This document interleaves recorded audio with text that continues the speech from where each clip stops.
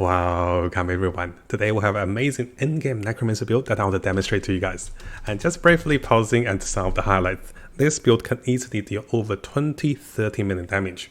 And during the pause you can see my friend was dealing 28 million damage with the Necromancer with the testing dummies. Now if you look closely, you can see one of the highest damage my friend was able to demonstrate to me was over 30 million. And while he's only level 99 at the moment, so he's not even maxed out with his gears and also levels. Now some of the highest damage he's dealt with the testing dummies was over 33 million, and this simply is because how much minions the Necro Warlock can sacrifice and also take in as bonus damage, it is incredible.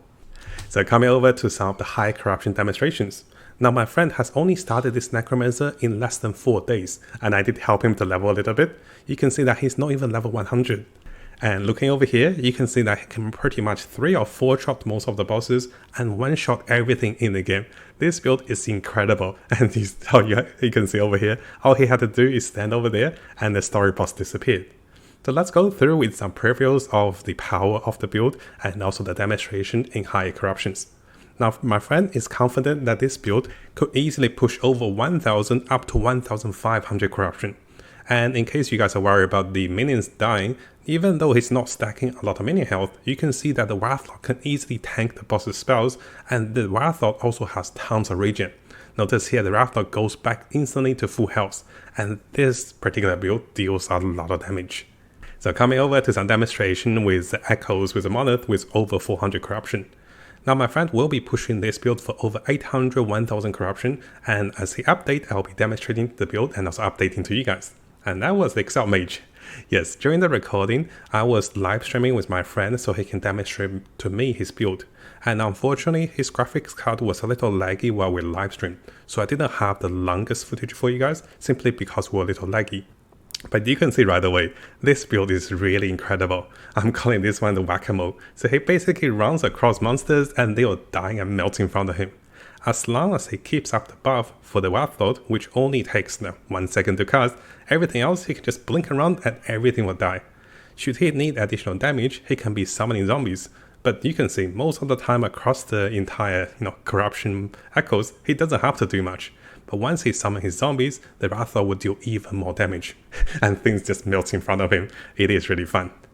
And here you can see, unfortunately, during the live chat, he was experiencing lags. So we didn't have the longest recording footages, but I think you guys can see the gist of the build. It is incredibly powerful, and you feel like a Pokemon trainer as you mold your way through the map and smack everything in one shot. Now my friend has updated his endgame Necromancer build with additional 2-hand weapon. Now if you look at my character, I have been testing and learning from my friend by testing various weapons with him as well, and some of the weapons we have discussed previously. And after multiple testing, in the first part, I'll be demonstrating and also explain the choice of the FXs and also the stats on the gears. And on the second part, we'll briefly look into the skills, the passives, the blessings, and also the loot filters for the Necromancer. So coming over to the builder's guide shared by my friend. Now if you guys haven't seen this Wrath Lord Necromancer build, the core centerpiece will be this Wrath Lord's helmet. And this will allow you to summon Wrath Lord that absorb other minions that increases damage. And this is incredibly powerful. Now my friend has gotten 2 FXs on the helmet, but in order to give you guys more stats, I decided to add additional 1 FX. So ideally, you'll be looking for intelligence, narcotic damage for minions, and also increased health for your character, and that will be ideal. Unfortunately, during the crafting for my friend, he couldn't get those stats. That was a little unfortunate. Yeah, RNG can be really tricky. So once you get the helmet, guys, you're pretty much set. Because my friend had the warding set with the chest and also the boots, he decided to go with higher warding. And you can see in the replays, he was constantly sitting on over 15,000 warding, and this really allows him to tank up and also soak a lot of damage.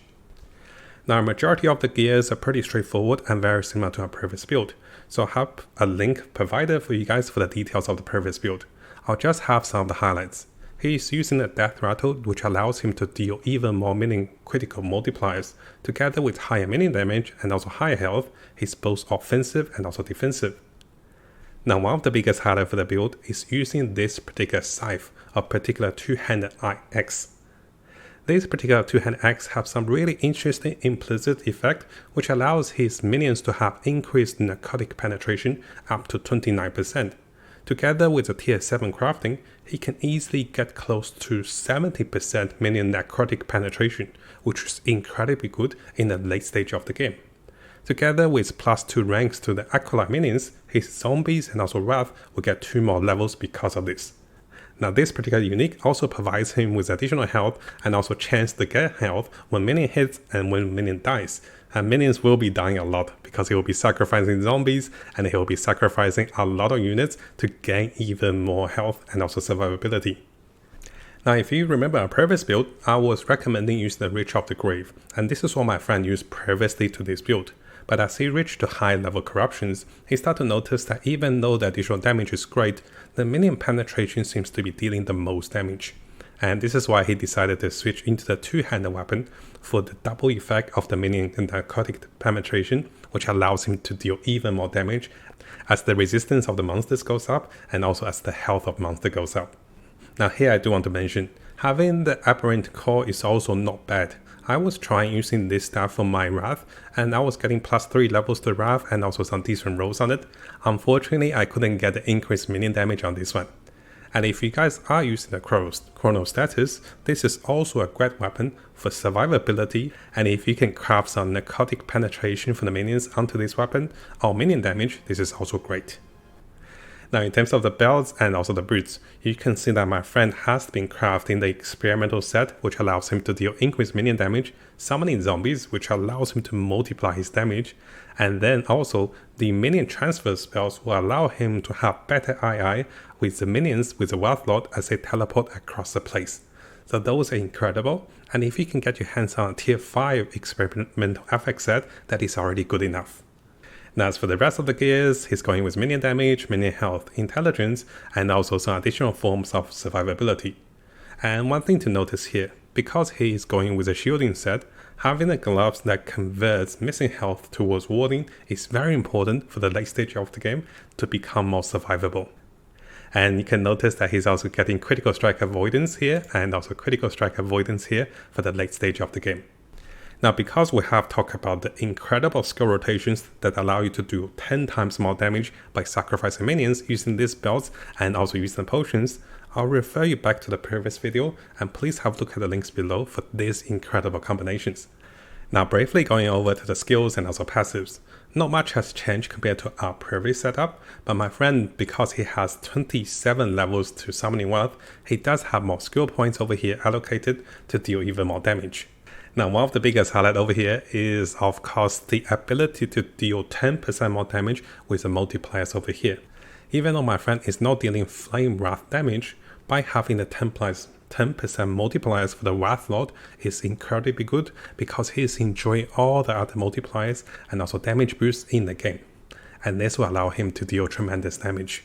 Now in terms of the skills, my friend decided to go with additional defensive capacities, which allows him to have additional warding while having additional intelligence. Most of the skills and also passives are very similar to our previous build, and I'll leave it to you guys to have a look at through those. Now briefly going through the idols and also blessings, it is quite straightforward. He's trying to get over 75% resistance and a little bit uncapped so he can defend against those minus resistance. So here you can see elemental resist and also additional elemental resist, additional health. And this will be the core concept of the build. Now he's going quite defensive with the blessings as well, with void resistance, with critical strike avoidance, additional armor, additional ways of getting armor, and also ward per second, and also additional defensiveness. Now if you guys want, you can still go with minion damage, and this can take you for another 100% minion damage. But if you have a look at this build closely, I think he was on 1400 minion damage.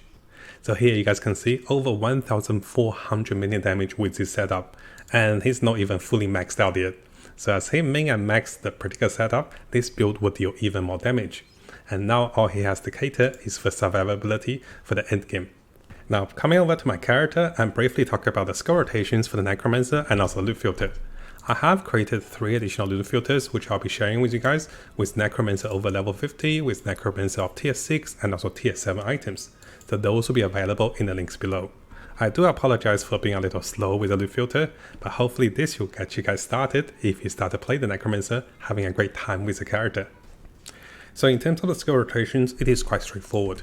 We'll be summoning the Wrath Lord, and after that, as you summon more minions, he will be absorbing them and gaining more damage. It is very important to notice that in terms of the helmet, the damage boost lasts for 10 seconds, and each minion he absorbs gives him 10 additional spell damage. So it is incredibly powerful to let him absorb tons of minions. We have talked about previously using this particular belt. So here I'll be summoning zombies manually, and I'll be using potions to summon even more zombies. And then my Wrath Lord will deal tremendous damage. During this time, you want to have 2 buffs on the Wrath Lord. So here, this is my first buff, Infernal Shade, and this lasts permanently. The second buff is going to be Dread Shade. I want to be casting this on the Wrath Lord, and if this icon disappears, I want to be casting this again. So let me show you guys the damage over here. This is before absorbing the minions. I can deal about 500,000 damage, and now if I feed him some minions, here I'm using potions to feed him some minions. And now, like, good boy. And now he's doing 3 million, 4 million damage. Yes, and that is all the combination you need to know for the Wrath Lord Necromancer. Of course, you can be blinking around and also traveling super fast across the map, and watch the Wrath Lord kills everything in your path. Now there is one thing I wanted to add to the video, and this is also a question coming from Radix over here on our Discord community. So he was asking, is there too much zombie as food?